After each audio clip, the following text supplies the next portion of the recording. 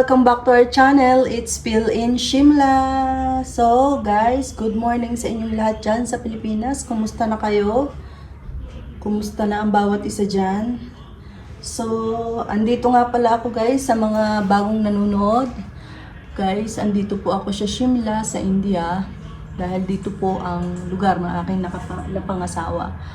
So, ayun guys, sa umagang ito for today's video guys ay manood muna kayo kung ano mga ginagawa ko sa umaga.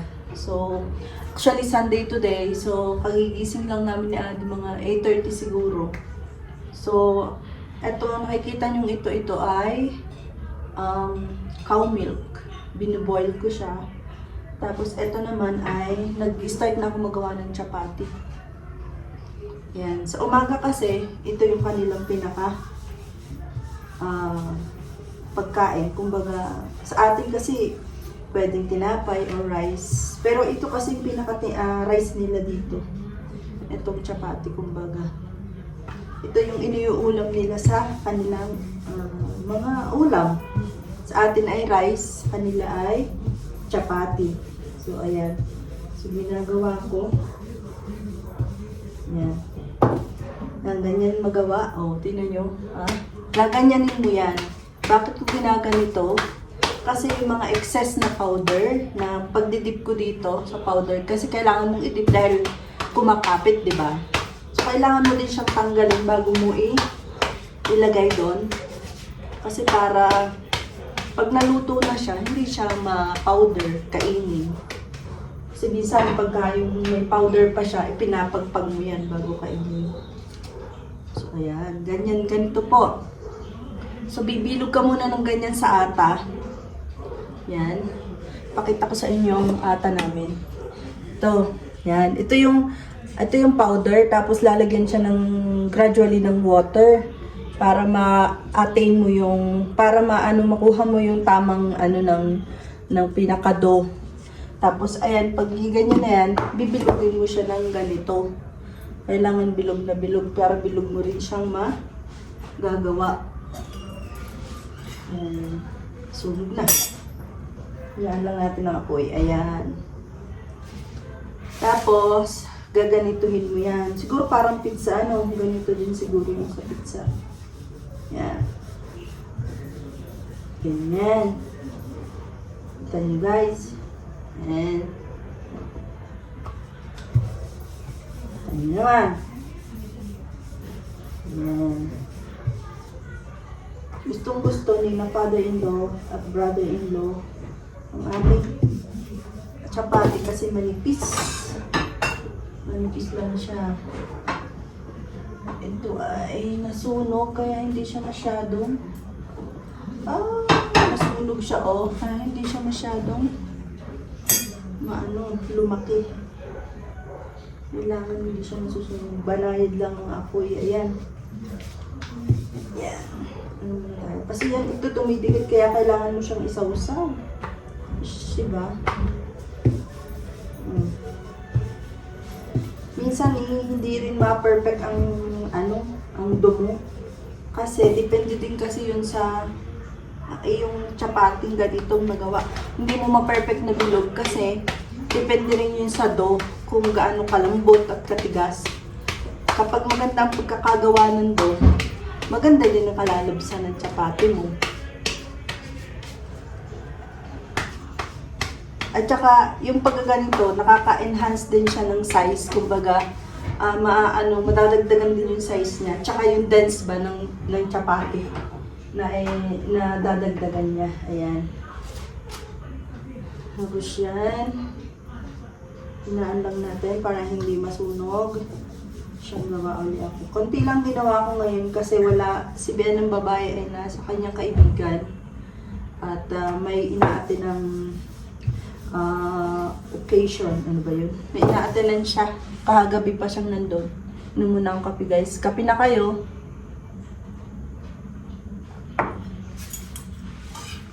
Yan. Tapos baliktarin mo siya ng saglit lang. Paglagay mo mga 1 minute, baliktarin mo na siya. Para hindi siya nasusunog katulad nito. Nasunog na naman. Yan. Yan.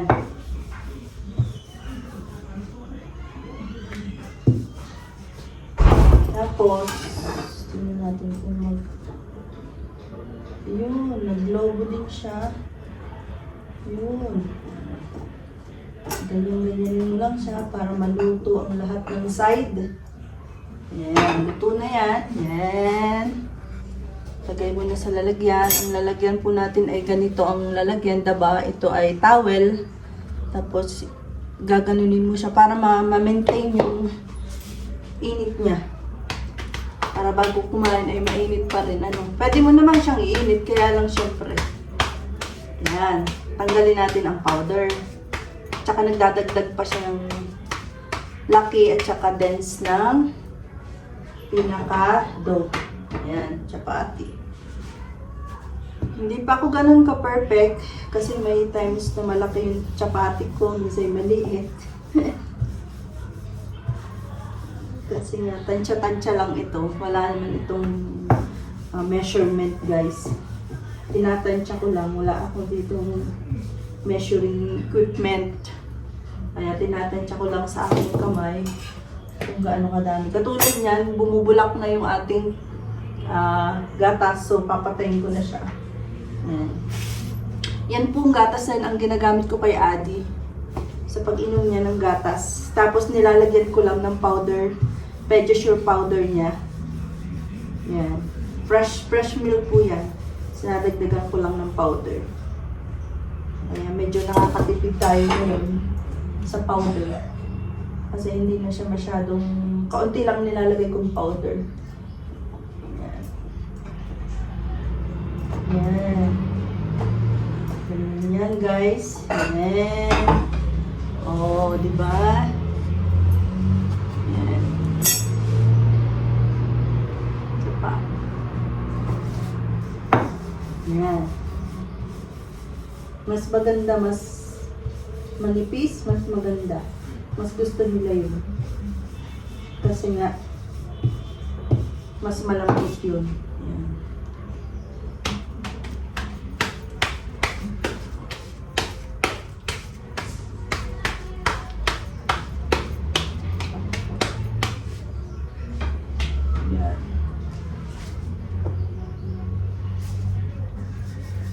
Yan yung aking hinaharap sa umaga kasi kailangan kong gawin to para tuloy-tuloy na yung trabaho ko maya-maya, yung mga iba ko pang gagawin. Kailangan to unahin kasi anyway, kung sino man ang gustong kumain agad sa umaga, makakakain na. Yun. Parang sa atin lang. Kape muna ako guys.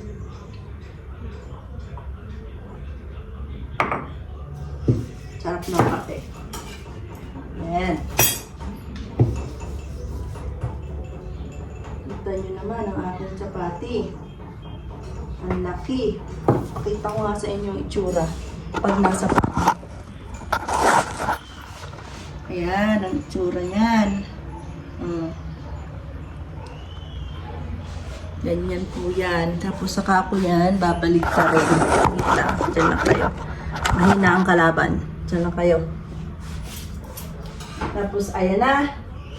Ayan na, di ba kita nyo? Ayan, yan. Yan, ilalagay ko yan sa apoy para lumubo. Kita nyo, lumulobo na. Yan. Ang ano yan,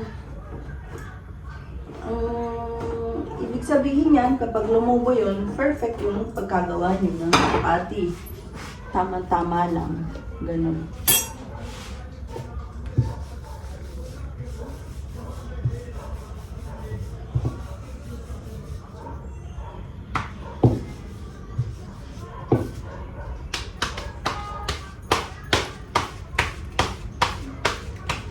Actually guys, hindi ako yung parang kala niyo, feeling nyo nakakatamad magawa ng chapati. Hindi. Everyday na magagawa ako ng chapati, excited akong magawa. Yun yung feeling ko talaga. Sige, ewan ko bakit gustong-gusto kong magawa ng chapati. Siguro dahil bago sa akin ginagawa. Siyempre sa atin wala naman chapati, di ba? Kaya parang bago sa akin to. So, a new accomplishment. Kaya siguro ganun. Parang bagong accomplishment ko. Kaya yun. So, tuwing ako gagawa, ako excited. Hindi naman ako yung tipo na tinatamad ako magawa or ayaw kong gumawa. Eh, hindi po. Ako ay excited gumawa araw-araw nito. Nakakatuwa naman kasi. Pag nakita mong lumulobo, perfect. Yung biyanan ko yan sobrang tuwan-tuwa yan, nakakalayas na siya. Kasi, marunong na ako magawa ng chapati. Sabi niya nung natuto ako magawa ng chapati, ay, ayos. Makakagala na ako, sabi niya. Kasi si Hay na marunong na magawa ng chapati. Kasi syempre, di ba, ano kakainin nila kung walang, anong kakainin ng mga naiwan, ng brother-in-law, yung father-in-law, kung walang chapati. Meron namang kanin, kaya lang, nagkakanin din po sila. Huwag niyong iisipin na ito lang kinakain nila. Nagkakanin din po sila. Minsan ay kalahating kanin, kalahating chapati ang kinakain nila. Yung hati-hatian ba, 50-50. And minsan naman, yung iba, kanin lang kinakain. Ganun, depende. Pero hindi sila mabubuhay ng walang chapati, guys. Ganun sila. Samahan natin. Masyadong malakas. Yan, idip mo kasi nga maano siya. Yan. Kailangan mo siyang idip kasi kakabit yan sa iyong pinaka tawag dito, rolling pin. Yan, dip natin sa powder. Yan, ikita rin natin to. Yan. Kailangan kasi half cook lang to, the other side yun yung lutong-luto. Tapos, saka mo siya idadalang sa apoy.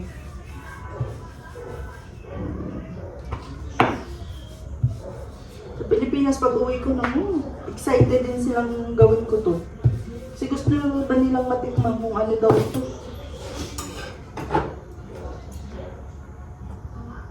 Ayan na, lumobo na siya, guys. Oh, diba? Katuwa.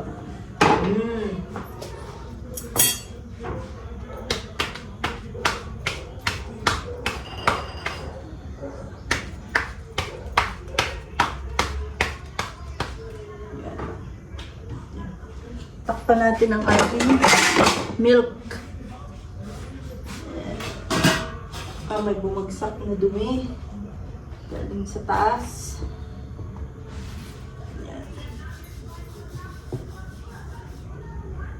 Ay naku guys, kita nyo, lagi na akong naka-jacket kasi malamig na.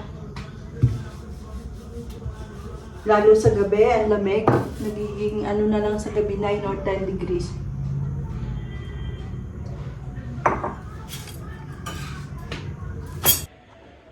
So, ito naman yung sunod kong gagawin. Ito naman yung aking mission for today. Pagkatapos kong magluto ng chapati and all, ako naman ay maglilinis ng aming tiles ng aming kusina. Kasi ang dumi-dumi na. Dahil lang magdidiwali din, so kailangan kong maglinis-linis habang tama-tama sa Monday at saka Tuesday walang pasok si Adi. Today is Sunday, so okay lang. Wala naman ako masyadong gagawin. Yung araw na araw routine ko na magwalis, mamaya ko nagagawin. Unahin ko muna to para malinis na. So ayan, samahan niyo ako guys. Diyan lang kaya. Panoorin niyo ako maglinis. Kasi ang dumi naman.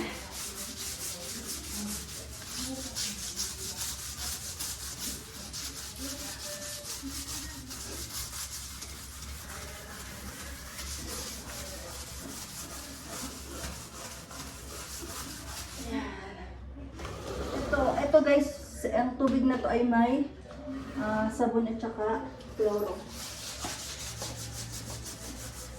Kasi nga, hindi kasi ako magkita ng brush. Bili ako nito sa tindahan. Tapos ang alam ko, ang dala ko 300. Bakit nung tinignan ko na yung bulsa ko, may nakabili na ako nito pagbalik. Bumili ako doon sa isang tindahan ng gloves. Ito yung 100, tapos ito 100 din.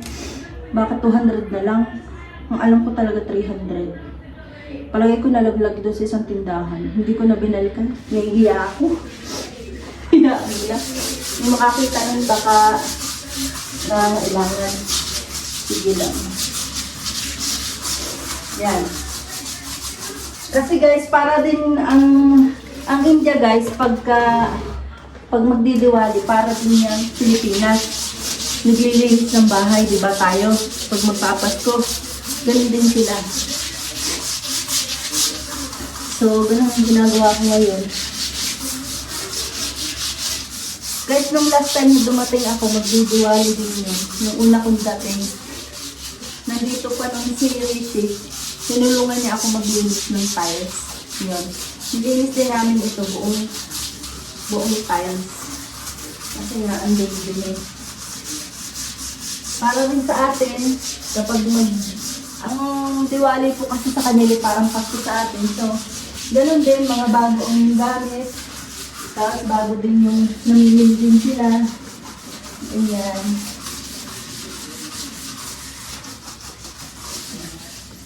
Diba? Nasabihin siguro ng iba parang si Hailey parang katulong doon. Ay hindi naman ho gayon gawa ng kahit ho naman, hindi may sarili naman ho tayong bahay. Kahit ho pagbahay na natin, hindi tayo maglilinis. Ganun din ho ang ginagawa ko din Ari naman ho ay amin na rin, akin na rin.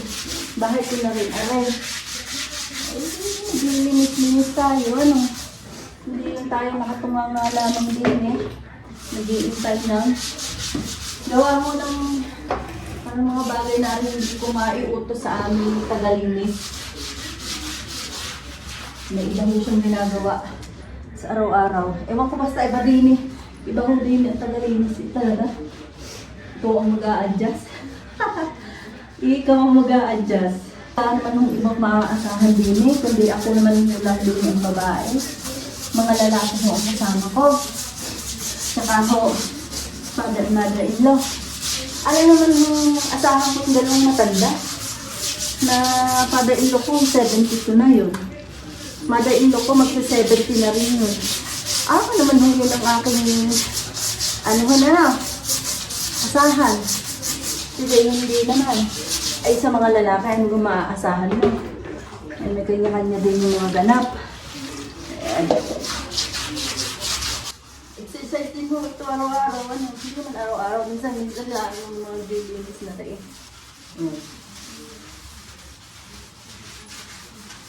Tama at naging diwali. Ay wala naman mo ang ginagawa. Ay di ating linisin.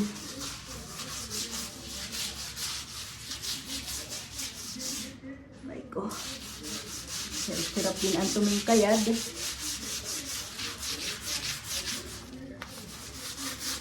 Si father-in-law ay nagagawa ng aming tangke. Yung tangke namin sa baba ng tubig ay palagay ko papalpan ni father-in-law.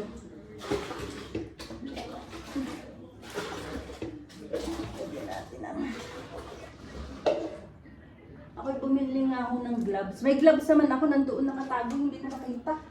Katalatangad maghakwat. Hirap na hirap. Bumili na lang ako. Kita nyo Clorox. Wala na ang papel, pangalan. Aroy galing pa sa UAE. Aroy lagi kong pinapadala sa aking asawa. Papadala niya sa kahon. Hindi kayo pag umuwi. May bit-bit siya. Katulad nitong pag-uwi niya, magbibit-bit uli siya dahil alam niyo kailangan ko lagi dito. Alam niyo naman tayo mga Pilipino, Clorox is life sa atin, Yan. Tsaka ho, pagka nga yung mga puti ho, ay pag binababot ko sa Clorox na may sabon. Kaya yun. Kaya umaan mo lang Clorox. Ang dami kong binitbit na brush. Ang dami kong binitbit na brush din ninyo. Iba't ibang klase. Aray. Ayun pa. Ari pa. Ari pa. Ari na lamang at parang medyo matigas-tigas ari yung. Kaya ari. Panlaban sa mga singit-singit.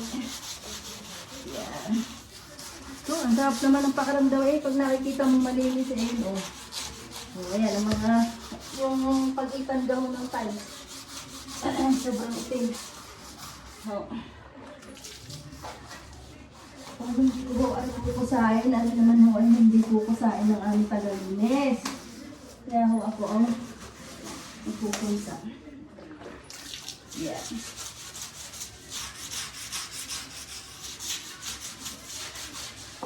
Si mother-in-law ho ay, sabi ko sa inyo ay nasa kaibigan niya. Malapit lang naman ho. Madilang ano lamang lugar. May okasyon niya siyang inatin. Ay di, sa hagabi pa ho yun umalis. Ay di bukas pa ang, ay mamaya ang dating sa gabi. Mamaya yun. Para may mission tayong na-accomplish. Ano? Gayon talaga. Sarap naman maglinis ay. Actually, mas madali-dali na siyang linisin ngayon. Kumpara nung una ko siyang nilinis. Siguro dahil nalinis ko na siya dati pa. Naku, ang aking pants ay